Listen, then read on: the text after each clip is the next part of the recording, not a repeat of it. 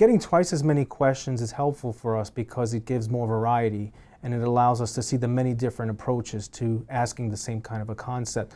For example, in mathematics, we always ask our teachers to teach using multiple representations. So seeing more questions gives us more representations of the same standard or similar standards. I think having 50% of the questions is more valuable because it's more data. And with more data, we can get more information. And with more information, it's going to help us have more ways that we can help students, help teachers know how to help students. Now we have a pool of data that will allow us to give students a broader lens, give them the availability to go deeper into questions created for each performance indicator. The annotated questions provide a rationale to the questions themselves in a user-friendly format.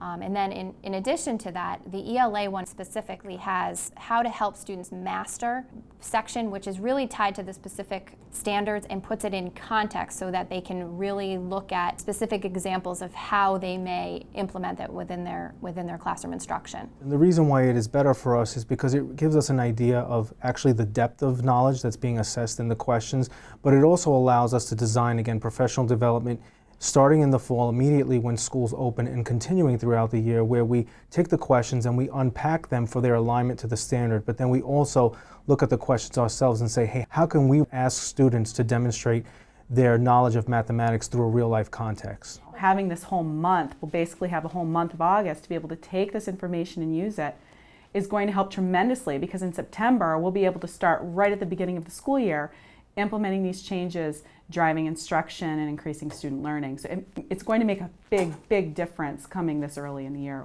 With twice as many questions being released this year, it's only going to strengthen the amount of focus that can happen surrounding the data analysis and the curriculum that is involved with the Common Core. Because we're able to now plan for the entire year.